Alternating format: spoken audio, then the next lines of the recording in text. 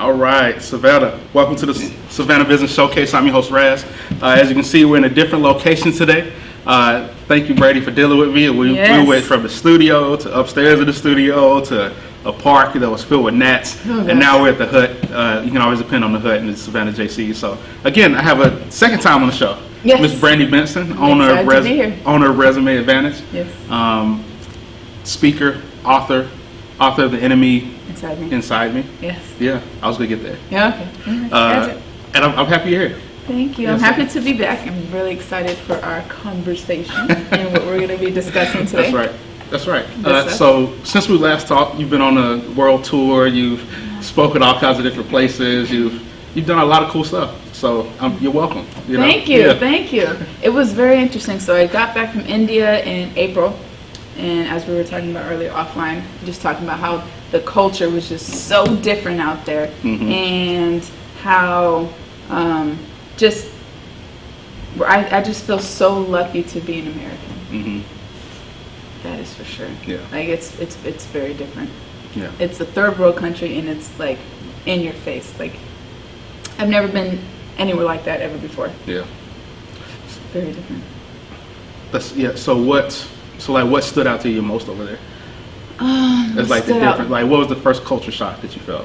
The first one was that I don't want to say they don't respect women, but like the women's rights are just a lot, maybe not as valued as, or they don't have a lot of voice. Yeah.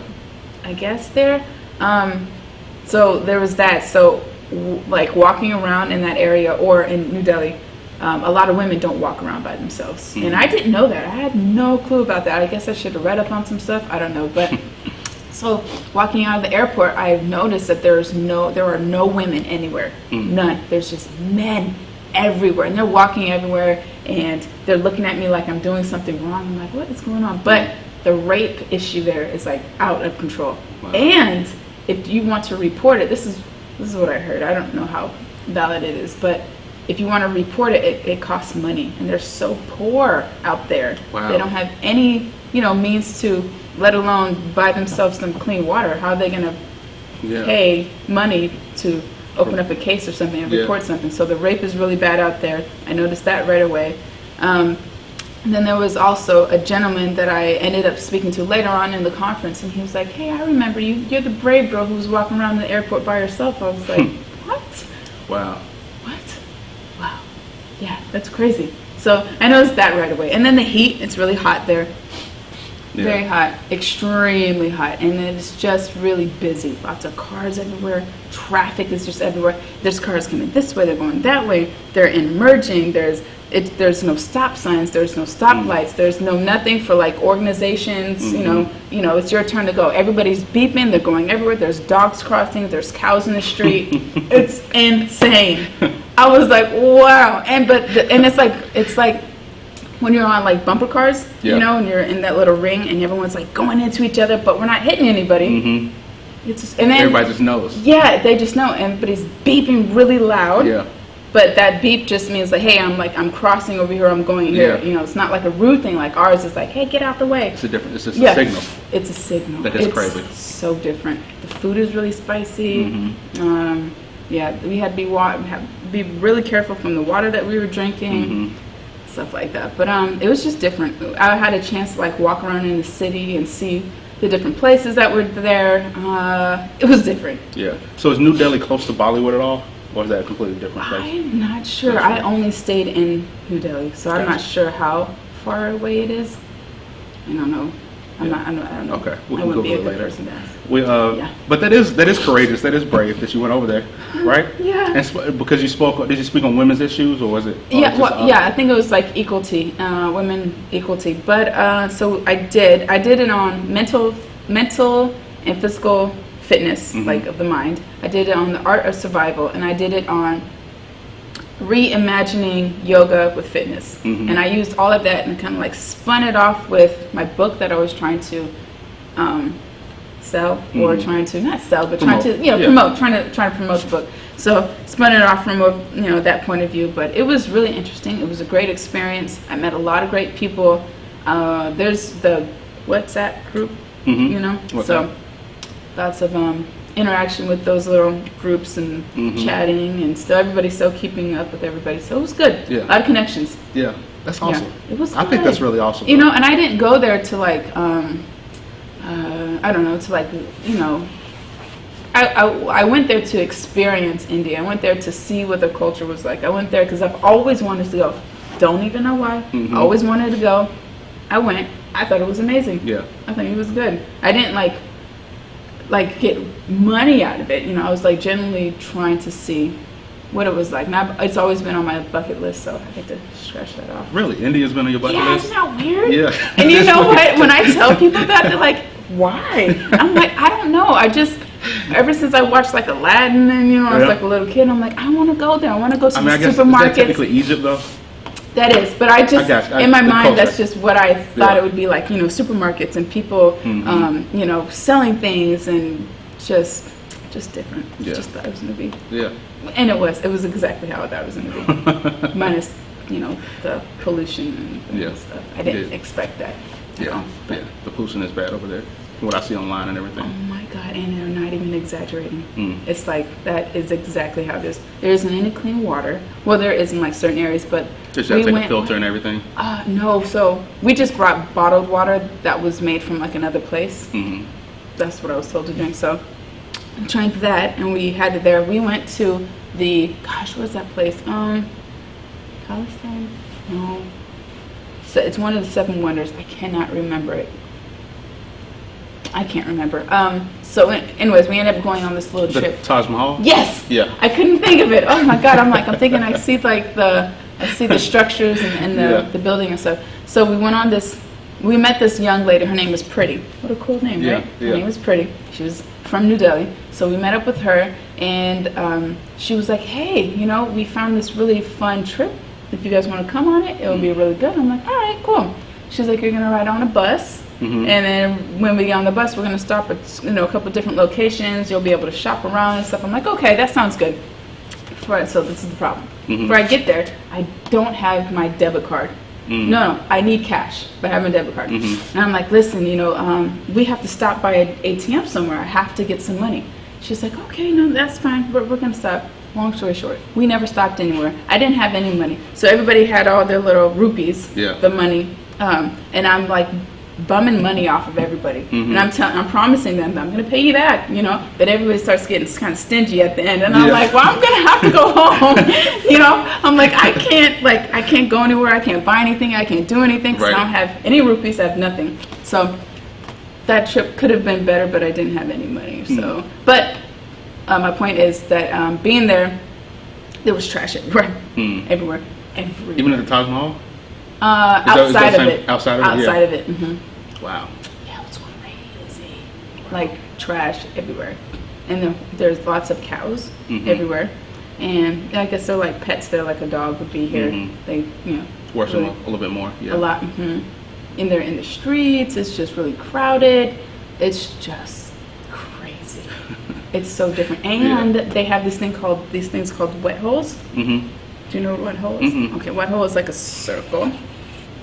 Okay, and you use the bathroom. Yeah. Yeah. So. Wow. Yes. Okay. So it's a wet hole. It is crazy. They use their left hand to do their business. No paper or anything? No, no toilet paper. That's what they do. Like, and then you know they have this like a bucket of water that's inside the little stall that I guess like you clean yourself with, or maybe your hands or something. I'm not sure, but I'm like, oh wow. Yeah, I know. I didn't know that either. I came ill prepared. I did not understand what I was getting myself into at all. Just pack a bag full of tissue when you go. I didn't know. So when we're finally there and we're getting off, I'm like, I gotta use the bathroom.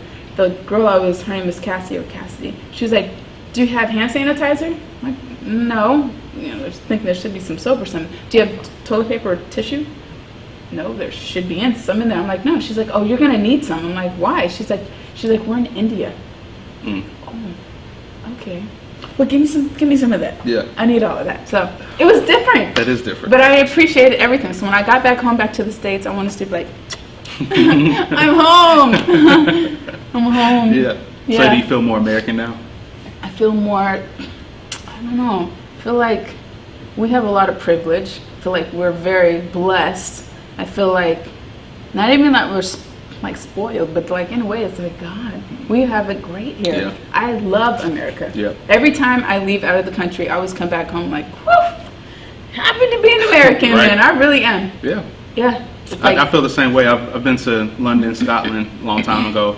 Not really anywhere else like India or China or anything, but just we have it great here. Yeah. In a lot of ways. And it's a lot of stuff to work on. A lot of stuff we could complain about, but we also have to like realize that this is our country too. yeah.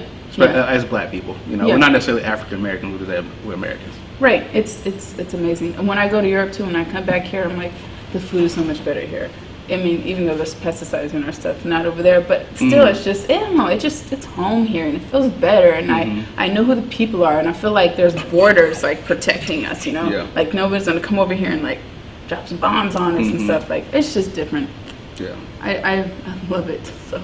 So what's next for you? What am I doing next? So, I have an interview tomorrow with Savannah Morning News. Nice. At 11 in the morning. Nice. I have that. I have a Is super... it on their podcast? Or is it like a... It's I don't think it's a podcast. I think it's just a regular interview. Okay. So and then I have another one on July 16th, I believe, that's going to be on another news station out here. I'll be getting interviewed. It's going to be amazing and great, and I'm so excited. And the PR lady, Allison, is doing an amazing job. Allison's amazing. I love her. Yeah. I love her. CapricornCom.com, I think that's it. Yeah, I am so appreciative of her. I'm like, oh my God, she's only done like one project with me, right? And I'm like, I want to hire you now. I need you now. Like, can I have you full time now? Yeah. Please, like, you're doing so much for me. But, so I have that coming up. I guess vacations don't really count, but yeah, I'm doing some stuff with SCAD. Nice. I have something on October 18th. It's called The Embrace. I don't know exactly what it is. I just know that we're going to be speaking on like diversity and like people of color and like that realm, and teaching them like employment skills and interview skills and resume workshops and stuff like that. So finally got myself into SCAD. Thanks, guys. Alumni. Woo. So I have that going. Have another thing happening with the career fair with SCAD. I just got some small little projects here and there. The diversity is big right now. Yeah, it's huge. I'm going down to a podcasting conference in August, and apparently, like, Google, all these big companies, like, they want to be involved in diverse podcasts. So they want to like sponsor these and help these grow and flourish. Yeah. So I'm hoping to go down there and, tell them I'm black and that I need money. Please. No, that's good. That's great. You need it because, I mean, there's so much more in the world than people expect or they think. And they think just because these certain people voted that there's not others that are out here. Right. They just got to tap into that community, and you are the key for that. Because they listen to you. They trust you. People who look like them, people who came from their city. So they need you. Yeah. Gotta pitch that to them. I will. Yeah. I will pitch a lot of stuff when I get down there. Good. But diversity is huge. So to get to like business and like resumes and resumeadvantage.com, all that good stuff. So like how so I guess so I've been doing a lot of stuff with like creatives lately. So like as a creative person, like a podcaster or a videographer or a photographer, artist, how can they make their resume look better? Oh my gosh. Well, first, come to me. But let's see. I would say have a little hyperlink that's on your resume that will link up directly to your online portfolio. So that's really, really key and very major. And making it general, making it showcase all of your skills. So not only is this person creative and great with taking pictures, but maybe they're a videographer. Maybe they also did some stuff with some nonprofit stuff. Maybe they did some for-profit things. Like showcase everything, and your best ability. But I would say for somebody like that to just show exactly everything that they've been involved in, have their portfolio that's working. Some people put it on there and it doesn't. Everybody's doing LinkedIn. LinkedIn is huge, and you can find jobs on there. You can find different groups you want to talk to. You can find advice. It's good. LinkedIn is very important. I think I'm gonna get off Facebook and just focus solely on LinkedIn. Yeah, it's a different community, that's for sure. It's not as like, I don't know. I feel like LinkedIn is not as cliquish. Facebook, I feel like it's very cliquish. Like everybody's in a lot of drama on there. Yeah. Like weird, just regular, stuff. I think LinkedIn is more like professional. It's more business. It's business savvy. It's more towards the professional realm and career like built aspect of it. But yeah, that would be a good idea. Yeah, I think so. Because like Facebook never brings me any business. You know, God, no, me either. You know what I mean? So I'm thinking about just focusing all my attention to LinkedIn and just niche down that way. Yeah, I wonder if there are there reviews that you can write on LinkedIn? Is that an option? Yeah, you can write like recommendations for other people. What? Yeah. I didn't even know that. Yeah, and like you can give them like 5 stars or whatever and write a little recommendation on what their skills are even. Oh, wait, like endorsements? Maybe I'm thinking about endorsements, yeah. Okay. Are you thinking about something else? Well, like reviews. So like if you go on to like a restaurant and they have a Facebook page and they write like a little review, they say, hey, this was 5 stars, I like this and this and that. Or this was 1 star, this was terrible. I didn't like this. I wish they had 0 stars. I'd give them that. Have you ever heard people say that? Yeah. It's hilarious.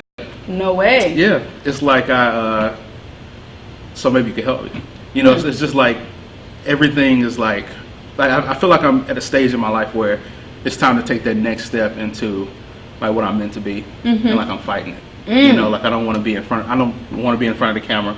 Like right now we're just interviewing, so it doesn't matter. But like I don't like being in front of the camera. Like, but I know I have to step up and like really become a leader if I'm a, and I'm take just it to it. where you just have to do it. Yeah, you have to commit to certain things and just make yourself do it. So what I did, not even that I'm like, the person to look up to or whatever, but I just would like make myself do things. And I don't like talking in front of people. I don't like speaking and doing like engagements and talking and all eyes on me. Like I don't like that at all. I'm just like you. Not like a speaker. Like I'm like everybody else. But I would sign myself up for things on purpose to make myself do it. So just make yourself do it. Just do it. Because then when you finally do it, it feels so good. You're like, oh my God, I did it. And I touched this person's life. Or this person said this was great. Or I can work on this. And like you get better. Not even that I'm great. I'm just saying. Already. Yeah, sure. Even more. Like this is what you can be. This is what your potential is. So just raise that bar so high. Yeah. You can do it. Just do it. I will. I think I have to do stuff that's outside of my comfort zone, though. Oh my God, I know. Because it's easy for me to start a new podcast now, or it's easy for me to start a new. It's easy for me to do the things I've done before. Yeah. That used to be outside of my comfort zone, but now I have to step up to the next level. So what is the next level for you? I don't know. Taking more leadership roles and stuff. Okay. And like, which roles are available right now that you could see yourself doing? Now I'm interviewing you. You are. Yeah, I don't like it. But yeah, you gotta think about that. Yeah, I do, for sure. And just do it. Yeah. And then, like, I would say, like, book it out far enough so you can prepare yourself. Like, oh, God, in December I have this really large conference where I'm going to be the leader of whatever this is. Like, I'm in charge of that. And, you got a little time to get it ready and then do it.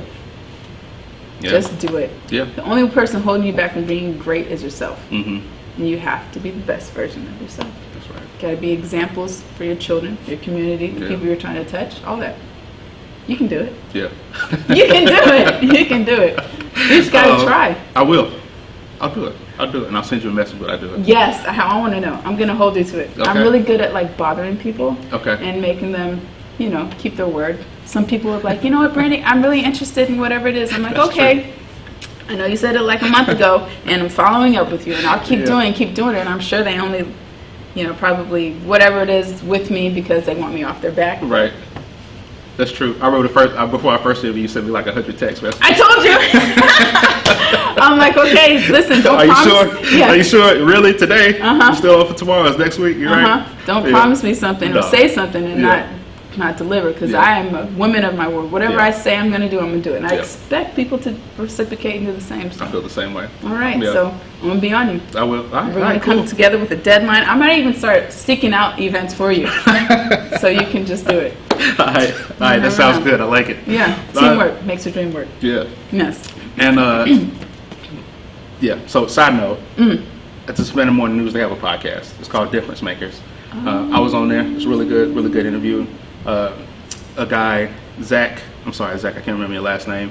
But he helps to organize and edit and set up all the podcasts there at the Savannah Morning News. So I'll introduce you to him too. Oh, cool. You'll probably meet him then, but I'll introduce you to him. Yeah, I want to know everybody. I'm gonna hold you to it. You remember when you say on a podcast that you're gonna do whatever? Okay. Yeah. Don't forget. But yeah. But you made a good point a minute ago about just thinking about the kids. Like, I think I've been thinking about this a lot, and maybe this is why I'm having this midlife crisis. But I'm thinking a lot further into the future. Yeah. Like not just my kids, but my great grandchildren. And like how I can set them up for success. Yeah. Like just being a great dad to my kids now, but also like being a great example and like putting stuff on the internet like this, so that my kids, whether their last name is Mr. or whether their last name is something else by them, so that they have that example to look towards. Because I feel like if I would have, like, I didn't know any of my grandfathers, then never met them, don't really know what they do. I know one was a Mason, actually built churches all around the nation. Wow. And he was actually a Freemason too. My grandpa was too. Yeah. Yeah. Either my great-grandparent, one of them. Yes, in my family. Yeah. So something in me wants to build, always. And you know what I also feel like too? Well, not that everybody wants confirmation, but when you find out, like, hey, your talent came from whatever, like you're a great painter because your great-great-grandma painted or whatever. It kind of like throws in a little like validity to you. Like, you're like, okay, if they did it, I can do it. And it's kind of like it molds into a role model, or you see what your potential is. I feel like if other people had those like fires lit under them, that's right, that more things would happen. Or if they could see that success is not that far away. That maybe we're not in such a great situation, but your grandfather or your aunt or your uncle is this $1 million company. Like, they're in the same family. You can also do these great things. I feel like that's very important. So thinking ahead in other generations, so you can be the community pillar forever. That's right. Yeah. It's important, because most of us didn't have that looking back. Yeah. Well, most black people. Yeah, I agree. Because slavery kind of threw a wrench in everything. Nobody knows who they are, where they come from. Supposed to be all from Africa, but right, that doesn't make sense. Yeah, isn't that crazy? Somebody's Indian. You know what I mean? Right. Somebody's Cuban. Yes. You know what I mean? Yeah. Didn't even think about that like that, but that's so true. Somebody is somebody. And I've done the Ancestry.com stuff. I found out some interesting things. Did you do the DNA test, or you? Okay, nice. Yeah, I have. I thought about that, but my conspiracy theory side of my brain is. What does it say? Oh my God! Please tell me. I have got to hear. What does it say? Like, you're basically like just giving, like, say in the future, insurance companies buy it or something like that. You know what I mean? That. Yeah. Is that true? You think it's true? I don't know. Who knows? It could be. You never know. It probably is. And so, what do they do with this? They just make a clone of you? Oh, I've heard that too. Yeah, the cloning, but also like even just like if insurance company buys it and they see that you have a predisposition for diabetes, or a predisposition for cancer, they won't work with you. Yeah. So that's a possibility. Oh my gosh, that's so true. But if it's worth it, but you think it was worth it? I'm thinking about doing it. For sure. I want to go back to Africa, where I'm from, or where they say I'm from. I mean, it's one of those things. But West Africa, East Africa, Nigeria. Okay. Nigerian is what I am. 46% black, and 42% white. But we're from like France, and there's some people from Britain, and it's just like, what? Wow. Got some Asian in myself. Got Native American, got some Hispanic. I'm like, that is crazy. So when people ask me, what's your nationality? I'm like, well, I'm this, that, this, not this. And then on the little bubble, I'm like, I'm other. I'm none of those things. So. Yeah, because I don't know. When I was growing up, I really didn't like when people would be like, you're black. It's like, no, I'm not all black. I have white. Right. Or white people would be like, you're black. It's like, no, I got some white in me too. You know, it's like I feel like sometimes there's not like, I don't know, where do you belong? You know? It's so different. Because I'm black and I'm white and I'm a lot of different things, so. But I guess maybe you go with the majority, so then it would be black. But my wife and I talk about that some, just trying to, I tell my son he's black because that's what people consider him to be. Yeah. But she's like, no, he's white too. Yeah. You know what I mean? It's not fair. Yeah. But life isn't fair. But you know, when I was growing up, I went through this just I didn't know where I belonged, and you know what was my nationality, and my hair is curly, but it's not really curly like, you know, like black people's hair curly. It's not straight like white people's hair is straight. And then my skin is not the same color as everybody. I'm like, I don't know, like I'm like the other person. But how did you overcome it? Like what happened in your life where have you overcame it? No, like, I feel like I'm still like I don't know where I fit in really. I mean, I say that I'm you'll say that you're black because everybody refers to you as that, but then do you like be submissive and be like, okay, that's what I'm going to be because it makes you comfortable? You know, I don't know. It's different. I feel like there's a whole other area what I am that other people are feeling the same type of like displacement as I am. But then I don't know. I'm not sure. I have no clue at all. But yeah, growing up in the 80s, because I'm an 80s baby. Growing up in the 80s and being like black and white, and then living in Portland, Oregon at the time, it was all white people. Yeah. All of them, all white. There was I was the black person, and I'm mixed. Yeah. I was a black kid. That's crazy. In the whole school. The whole school. Wow. Growing up, I was always the black kid on the team, the black kid in the high school. The best player. The best player, yes. The best player, the best dancer, all that stuff. All of it, yeah. So it was just, it was crazy. But I really was the best player. I was MVP of everything, okay? So it might be because of the black jeans, I'm not quite sure. But it was just weird.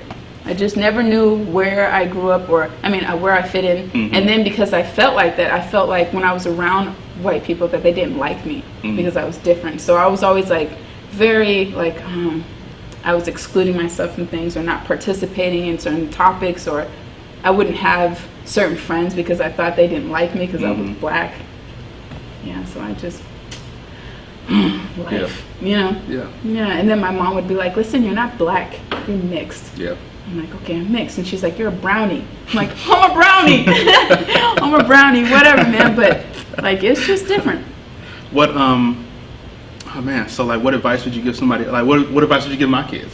Gosh, I don't know. I'm saying they're special, they're unique, and they are who they are. Like, we don't fit into any category because we're so much. Right. You know? And I guess whatever you want to claim and whatever you feel comfortable with being, then you can be that, but don't feel like you have to fit a box because society says that you're this. You know, if you don't feel like you're that, then you don't have to be that because you're not technically.